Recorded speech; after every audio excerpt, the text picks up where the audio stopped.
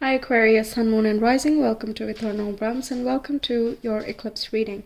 So we have two eclipses in the month of October. One is on the 14th or the 15th of the month. It is a new moon solar eclipse in the sign of Libra.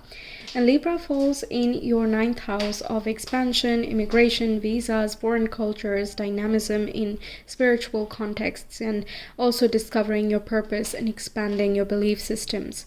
Now, the second eclipse is in the sign of Taurus. It's a full moon lunar eclipse, and Taurus falls in your fourth house of home, family, ancestry, as well as your private self.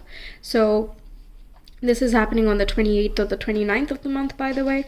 And yeah, let's get into it and see what each of these things mean for you.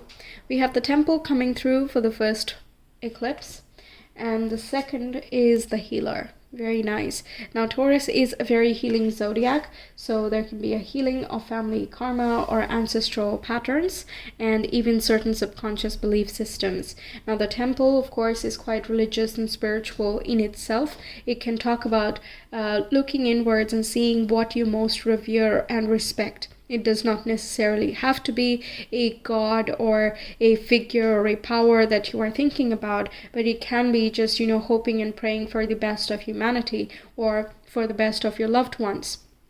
You can even be looking at what rituals do you hold sacred in your life and how have those rituals and patterns been, affecting you so far. So if there are certain things that are not aligned, it's time to bring those into alignment. Certain resources can as well become more available in this time. But we'll get into the specifics with the tarot.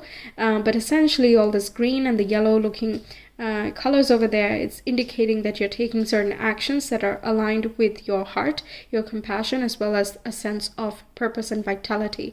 Meanwhile, in the other one, we see a gradient of red, orange, and yellow, which is working on the baser chakras, which talks about finding and securing a sense of stability, financial and otherwise, in your life. And then moving along to the next stage of creativity and self-expansion, as well as then, moving forward to establishing yourself in an external world as a position of leadership or authority within yourself, firing yourself up, staying motivated, keeping on going, and keeping that drive active. So let's see what each of these things mean for you. What is the first eclipse bringing in for Aquarius, please? How many? Okay. Aquarius. Alrighty, we're going to shuffle the next one and then we'll get into it. The second eclipse, what's that bringing in for Aquarians?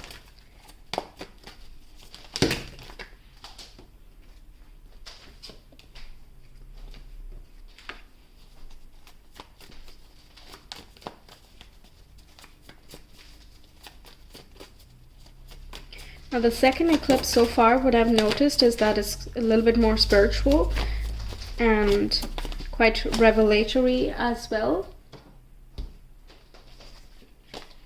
This came out there. I'm trying to put them in sequence. So, alright. So first we get the Page of Cups with this one.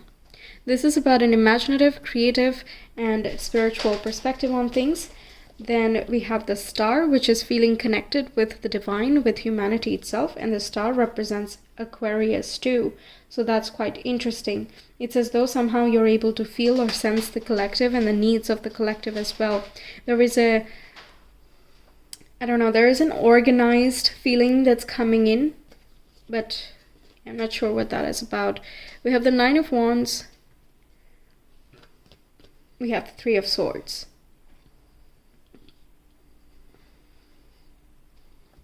This seems as though you have been persevering, or this shows the perseverance energy from a previous heartbreak or certain losses and disappointments. Now, they don't have to be something that you've experienced like, a few months ago. They can be something a little bit farther down the past. But it says that if you've been moving forward from a basis of hurt and pain, then you're likely to put up defenses and make sure that you're not letting in the wrong kind of people. And what that also does sometimes is that we become a little bit too blocked and rigid, and we don't allow anybody in because we're just not able to trust anyone. But oftentimes it's not always about another person, but rather something that we project onto others. Like if someone says something that you believe is not the right thing to say, then you might, already assume a lot of things about another person's character without letting them, have the chance to prove something to you. And this can be a result of past experiences where you gave too many chances and they were not respected enough. And I'm not saying the way that you have become is wrong or that, there is no basis to it. Of course not. Everyone is the way they are because of certain circumstances.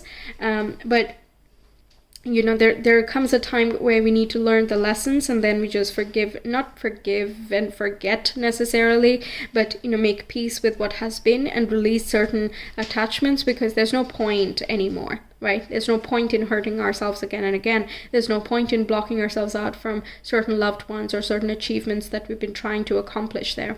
Now, the star can indicate that there are certain foreign cultures that you are connecting with at this time, and you're feeling right at home over there. And there is a surrounding there, or at least one other person, that helps you open up and move past from certain hurts and pains you might have experienced previously. This can be in a professional context, but it can also be in a more, personal, romantic type of situation as well. So take it as it resonates.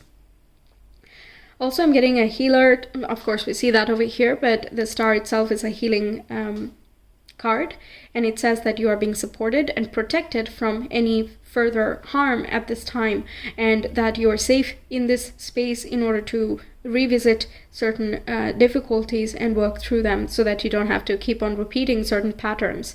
And I think you're pushing past that initial feeling of I don't want to deal with it, let it just be in the back burner. You're moving past that, and what you discover is that there is so much liberation. There's literally so much liberation here. And I love the triangle that I'm seeing here. It's indicating that everything is harmonious and in balance. It can be that you start seeing the point of certain events in the past.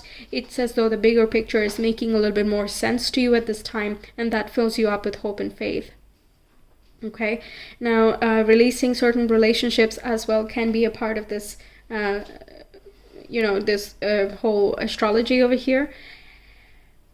And relationships, they don't have to be romantic. Once more, they can be connected with certain bad experiences you might have had with authority figures or previous mentors or something like that as well. So you decide that, no, you know what, I'm going to follow my ideals, and I'm going to understand that I have learned what not to do, therefore I know what to do, so I'm going to move in that direction now. I will make the best I can of myself and of my situations. So you're filled with optimism and hope, but it comes as a result of a transformation there. Now the next one, I know we saw the death and rebirth, I peeked at it, but that itself talks about the transformation energy. We'll get to it in a second. Let me just show the other cards. We have the Magician coming up first. We have the Ten of Cups coming up next. Then we have the Death and Rebirth, as I was mentioning. This corresponds with the Scorpio energy. Mercury and Mars and the Sun, all three of them are going to be in Scorpio at this time. We also have the Emperor. So 3 major arcana coming in. Everything is in your hands at this time. The 4th house is a very powerful spot. This is where you launch yourself from. Okay, so if the base is not strong enough, then how far are you going to fly? Or how long are you going to sustain something that you've already started? So it can be certain initiations that are happening here, and you're very excited about what's happening. There can be some meaningful conversations, deepening of intimacy, and closely connecting with people that you are fond of. Okay, and this can leave you feeling quite empowered, and as though everything is sorted, everything is working out, it's all making sense.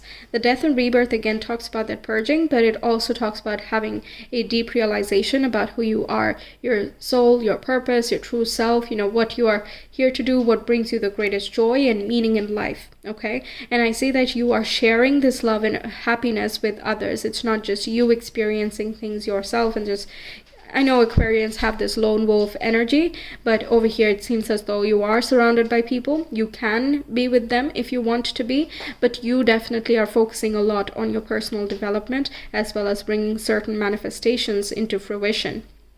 I think whatever is happening in this first eclipse here, you're getting so much more clarity in the second one, and you can almost make sense of things, and you are putting things together. Also, Scorpio falls in that 10th house of yours, so there can be some, initiations and some activations that are happening in your career sector or in your public sphere, in your status. So there can be a heightening of reputation as a result of authorities and initiatives that you take, your creative take on things, your perspective on things that is showcased here. Okay, you might have gone through a lot of ordeals. I'm also getting in the first eclipse here, it can be that you had to push past a lot of barriers to get into contact with some powerful person so that you can have, an article for your journalism career, for example, or you're trying to learn from a specific mentor, but they're very hard to reach, and you're just trying your best and you're keeping on pushing for it, you're not giving up, and then you finally manage to get one sitting here, or you find some resource. You might manifest it as well. So whatever tips you find at this time, that can be quite beneficial in the second eclipse in bringing some things to fruition for you. Also, I'm seeing that you are being more noticed at this time, and therefore you're being mindful of your words and your contribution to the greater picture. If you're already in an authority position, this can be you changing your authority style, or if you're not in the authority position and you're not seeing yourself getting there anytime soon, this can be changing your relationship or the way that you communicate with authority figures in your life at this moment, and that brings in greater sense of peace and resolution into your individual experience. Okay, let's see. For the first eclipse, let's talk about this a little bit more. What else is going on for Aquarians? We have Pluto, Aries in the 11th house. Yeah, the type of communities that you're connected with can also be shifting and changing. Once again, more international people, or they can be people from different backgrounds. Perhaps they have gone through a little bit of an ordeal, come from traumatic experiences, war-ridden places, or, other problems. And you are feeling this deep sense of compassion and just wanting to wish the well for each and every person. It feels as though with the temple and the star, you're just praying for the best of humanity. And that alone, that wishing alone, coming from such a genuine place, just fills you up with a sense of motivation and emotional, overwhelm in a very good way, honestly. Okay, also indicates that you're not being in the victim state anymore. You're not letting your hurts and pains of the past hold you back. You are pushing ahead. You are turning that into power. We see with the Pluto over here, which represents transformation, that you're propelling yourself from, yes, I've been through stuff, but I know who I am now a lot better, and nothing can stop me. If I could go through that, I can go through anything. Okay, so you're changing your attitude towards difficulties, and therefore you don't find difficult situations as difficult as you would have in the past. Okay, so Aries energy fills you up. There can be,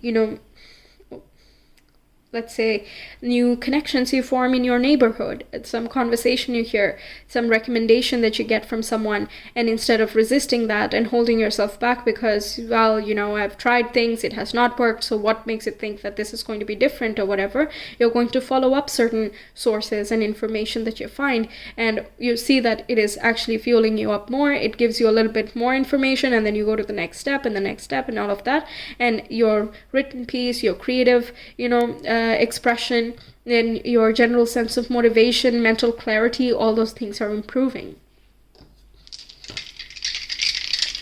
Second eclipse, please.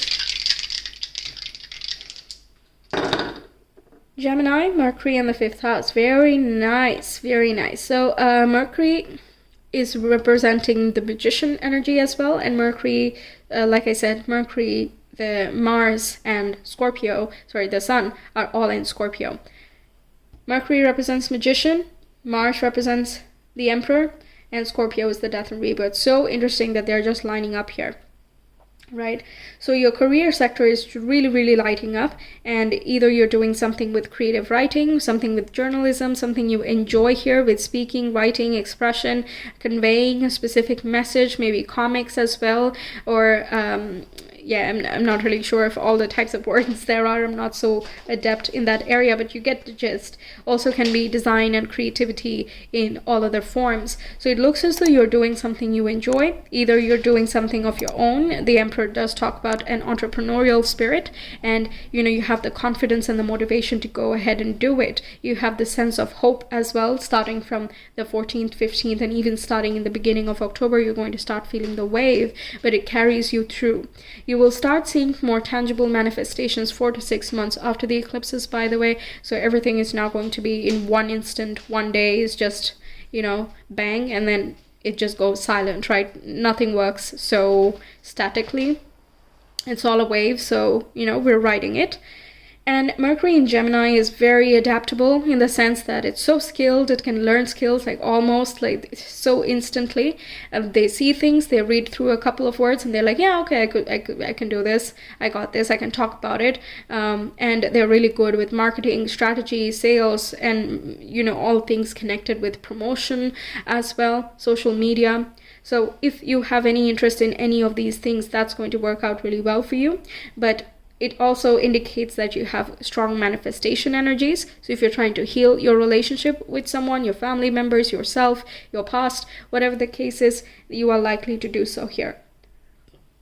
If you have children, this can be talking about having a varied conversation with your kids. What do you eat? What do you do? What do you enjoy? What are your habits? What are your thoughts on such and such situations? And what you find out can be quite revelatory, or it just helps you improve your bond with your child or children. And yes, that kind of heals any previous arguments or distances that you might have had, repairs the connection, and just kind of sustains the communication as well. So it won't be one fine day that you're talking to them and the next day it's pin drop silence.